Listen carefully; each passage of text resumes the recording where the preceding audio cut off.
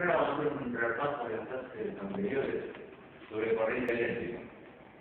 Habíamos visto que la corriente eléctrica es el paso de carga, en este caso cargas eléctricas, a través de un conductor. Un conductor sería el medio por el cual se transporta la carga. Las cargas tienen un sentido, a través de los sentidos que se están transportando. Bueno, acá hay un dato que la carga de un electrón, o la carga que transporta un electrón es 1,6 por 10 a la 19 coulombs. Coulombs es la unidad de carga en el sistema internacional. La intensidad de corriente, es la cantidad de carga eléctrica que circula a través de un conductor en determinada cantidad de tiempo. La fórmula de la intensidad de corriente es la carga sobre el tiempo. Es decir, la carga que está transportando una partícula es el tiempo que le lleva transportarla en una unidad de longitud. Bueno, esa sería la intensidad de corriente. La intensidad de corriente es la cantidad de carga que transporta una partícula en determinado tiempo. Bueno, ahora vamos a suponer que tengo una carga, en este caso una carga positiva, y pongo una carga de prueba en el punto A, que tiene una carga que la llamo Q. Como está influenciada por un campo eléctrico, la carga en el punto A va a tener cierta energía potencial. La energía potencial sería la energía que tiene almacenada, energía de reserva, digamos. Como este campo eléctrico la vamos a mover, va a transformar esa energía potencial en energía cinética. La energía cinética, recordando la clase de física, es la energía del movimiento. Entonces, la diferencia de potencial que se va a producir acá, ganando o perdiendo energía potencial, se va a llamar, la voy a llamar diferencia de potencial o tensión. Acá tengo la fórmula, que la diferencia de potencial es igual a la variación de energía potencial sobre la carga. Bueno, y por último vamos a, sería un tema nuevo, la ley de Ohm. La ley de Ohm dice que la intensidad de corriente en un circuito eléctrico es directamente proporcional a la tensión aplicada e inversamente proporcional a la resistencia del circuito. Y acá hay una fórmula. Esta fórmula es muy sencilla de utilizar, que yo quiero saber la tensión. Primero que hago es tapar la tensión del triangulito y tengo que multiplicar la intensidad de corriente por la resistencia que tiene el circuito. Si quiero saber la intensidad de corriente, tengo que hacer el voltaje de la resistencia. Si quiero saber la resistencia, tengo que dividir la resistencia sobre la intensidad de corriente. Ahora, el profesor Hart va a explicar. Bueno, acá tenemos la comprobación, los gráficos de la comprobación de la ley de Ohm, ¿sí? Acá tenemos una tensión de 12 volts, la intensidad es de 0,86 amperes, y acá vemos que variamos la resistencia, entonces va a cambiar el valor de la intensidad, ¿sí? Y acá lo representamos con nada más que con una intensidad diferente, una tensión diferente. Bueno, en clase anteriores ya aplicamos estos conocimientos básicos. Ustedes hicieron unos cálculos con respecto a la ley de Ohm. No sé si había alguna tarea en su casa para hacer, pero no sé si lo trajeron ellos. Pero después lo vamos a ver eso. Primero este circuito se refieren ustedes. Vieron cómo varía la corriente cuando variamos el valor de la lámpara. En este caso una lamparita de 10 watts y acá en este circuito ponemos una lamparita de 100 watts. Hizo 0 watts, ¿cómo cambia el valor de la corriente? Acá tenemos un valor de 0,83 décimas amperes y acá pasamos a un valor de 8,33 amperes, ¿no? Toda esta cuestión que nosotros vimos en el pizarrón, ustedes estuvieron haciendo los cálculos, lo vamos a comprobar ahora físicamente. Así que está todo armado acá, vamos a comunicar, les invito a que vengan ustedes mismos y comprueben. Van a ver la lectura en una amperométrica, en el amperímetro, y en el tester van a poder leer el voltaje.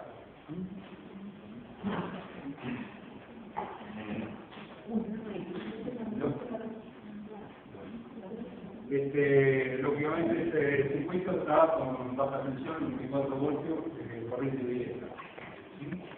Bueno, se observa acá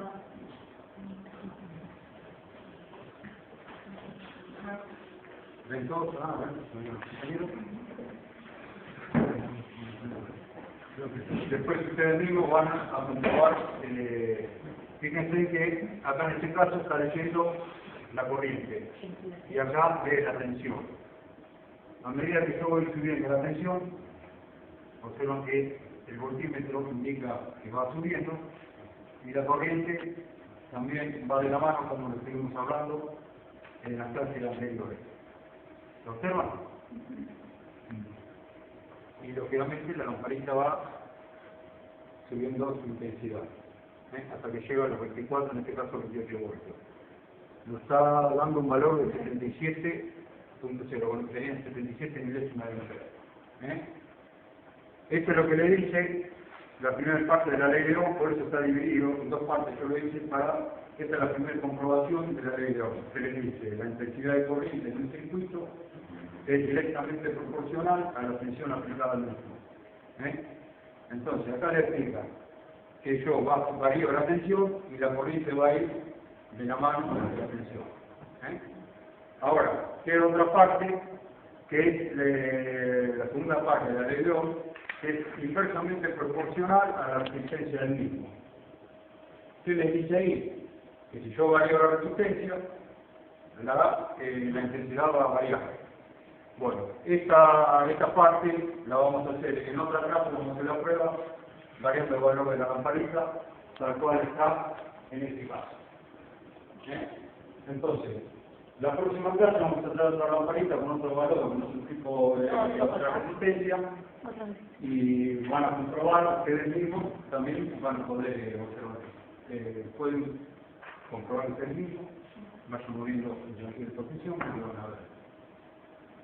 Y así, de esta forma, bajan todas las dudas, porque a veces la ley de una hablada no se entiende mucho. Es más, gráficamente, o sea, físicamente comprobarla, se entiende mucho más. ¿Tenemos un máximo acá? Sí, el máximo llega a 28 todavía. Y fíjate la corriente como va a variar.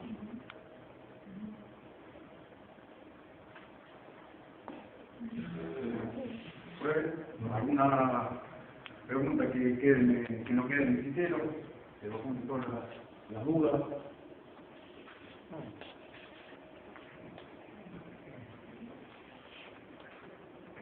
Yo creo que es un gasto de la potencia, ¿no? El gasto que la potencia es una cantidad de 10 watts. En este caso, 10 100 watts. Lógicamente, la resistencia acá varía como estoy claro. Entonces, por eso ocurre esta diferencia de corriente. La intensidad. Exactamente. Bueno, el profesor tenía que contestar. Bueno, ahora vamos a terminar con la última parte, que sería la relación entre la energía eléctrica y la potencia eléctrica. La electricidad es una forma de energía que se llama energía eléctrica, y esta en realidad es una forma de energía. También vemos el trabajo. ¿Qué sería el trabajo? El trabajo sería algo mecánico, ¿no? La capacidad que tiene un sistema, si yo le aplico a una fuerza, a un objeto de una determinada masa, se va a desplazar esa distancia y él va a tener un trabajo. Eso es un trabajo de tipo mecánico. Hay una interrelación entre lo que es energía y trabajo, es decir, que la energía también la puedo definir como la capacidad que tiene un sistema para realizar el trabajo. Aquí en todo esto, que hay un efecto muy interesante que se llama efecto Joule o efecto térmico, que me dice que yo puedo transformar la corriente eléctrica en energía térmica a través de aprovechando este fenómeno que lo estudió el científico Joule, que dice que cuando yo aplico una diferencia de potencial a un conductor, es decir, una tensión, lo que va a hacer es que los electrones van a transformar la energía potencial del sistema en energía cinética, por la influencia de un campo Entonces, cuando los electrones circulan por el conductor, ¿qué sucede? El conductor va a tener ciertas partículas que van a retrasar o van a hacer más lento el paso de ese electrón. Esto sucede que yo tengo las dos manos y le empiezo a frotar. Ustedes pueden comprobar el momento, si yo empiezo a frotar las manos, voy a tener calor, porque estoy transformando energía mecánica en energía térmica. Bueno, en los electrones pasa algo similar. Los electrones chocan con esas partículas extrañas que están en el conductor, hacen que disminuyan su velocidad, es decir, su energía cinética, y transforman parte de esa energía cinética en energía térmica. Ese sería el efecto Joule, la transformación de energía eléctrica en energía térmica. Y nosotros los efectos que podemos ofrecer serían en las luces, el calor, y lo podemos aprovechar para calentar, por ejemplo, agua. Si nosotros vemos acá, tenemos un calentador eléctrico.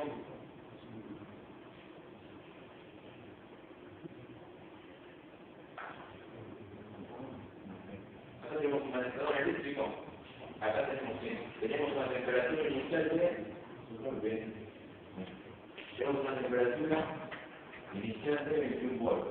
Si yo veo, cuando transcurre el tiempo, la temperatura va a ir aumentando en relación a la energía térmica que se va transfiriendo desde el metal hacia el agua.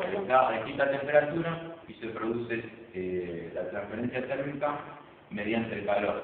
El calor sería la energía en movimiento. Entonces, si yo puedo tomar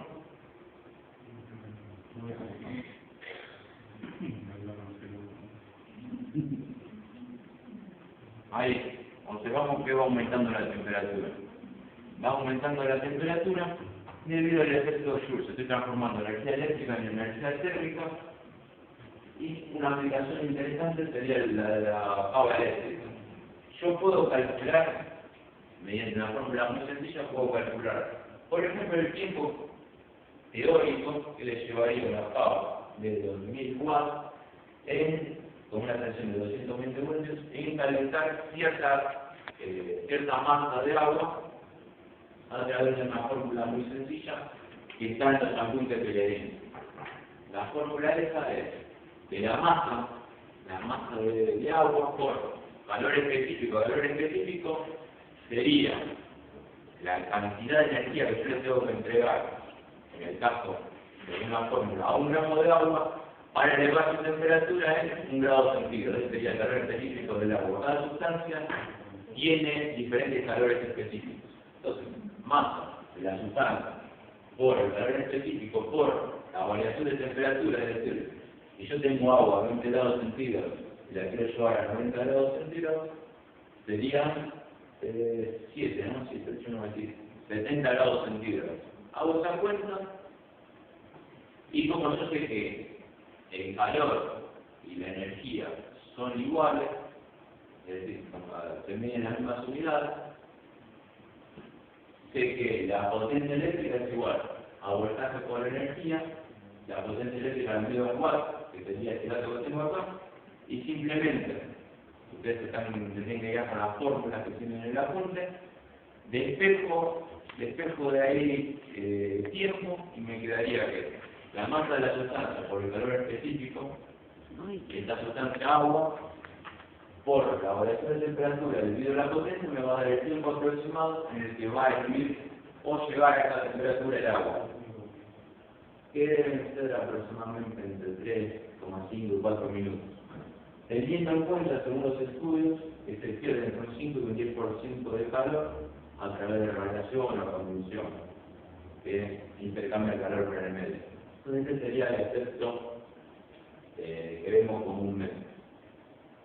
¿Qué quedaría como tarea? Como tarea quedaría hacer los ejercicios que están ahí, la dificultad va a estar en que ustedes tienen, con los datos que tenés, tienen que resolver esto y buscar información acerca del efecto Joule para poder realizar el problema y fijarse que es el calor específico la cantidad de calor y fijar la deducción de esta fórmula. Estas fórmulas simplemente son una deducción matemática de algo que está sucediendo en la naturaleza. Simplemente estoy expresando algo que sucede en la naturaleza mediante símbolos. Estos símbolos se van a transformar en números para dar un resultado en cierta unidad, ya sea de energía, de tensión o de intensidad. Y el último ejercicio es acerca de cómo calcular la resistencia que tienen los 4 circuitos que están acá, mediante la ley de Ohm, mediante este triángulo. Bueno. Vamos a finalizar. Bueno, yo me quería decir que ese efecto de Joule, como un aporte de las cosas que yo doy, el efecto de Joule se utilizó cuando empezó la fusión de aluminio y de cobre, con el no ferroso, que entró el efecto de Joule dentro de la electrometalurgia. Y de hecho es importante La aplicación del electrometalurgia. Y el centro ¿cómo va preparando? Dos cosas quería yo indicar. Lo mismo va a pasar en todas las